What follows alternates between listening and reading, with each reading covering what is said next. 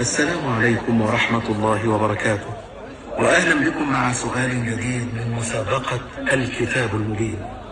أيها الإخوة المؤمنون، نعم الله تبارك وتعالى على عباده لا تعد ولا تحصى، ومن شكر هذه النعم أن يدرك الإنسان مكانتها ويحمد الله تبارك وتعالى عليه ويعيش وفق المنهج الذي ارتضاه الله له.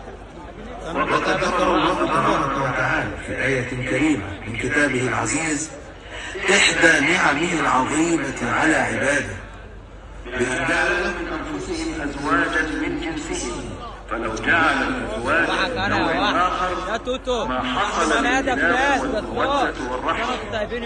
ولكن من رحمته خلق من بني آدم ذكورا وإناثا. ثم ذكر الله عز وجل نعمة الأبناء والحسن في ايه؟ انت ماشي ورايا ليه يا عم تقع؟ وهم الامتداد الطبيعي للإنسان في الحياة، وهم سبب استمرار عمارة الأرض، مما يدل على عظيم حكمته سبحانه وتعالى.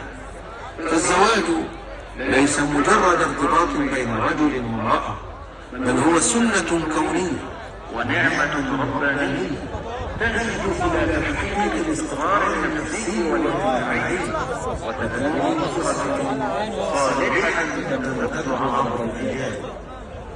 وفي عصرنا الحالي نجد أن هذه القيمة عقلانية لمحاولات التغيير تحت شعارات منتشرة، ومن هنا تأتي أهمية التمسك بتعاليم الإسلام في بناء الأسرة وتقدير نعمة الأزواج والأبناء وحماية الأجيال القادمة من التيه والضياع.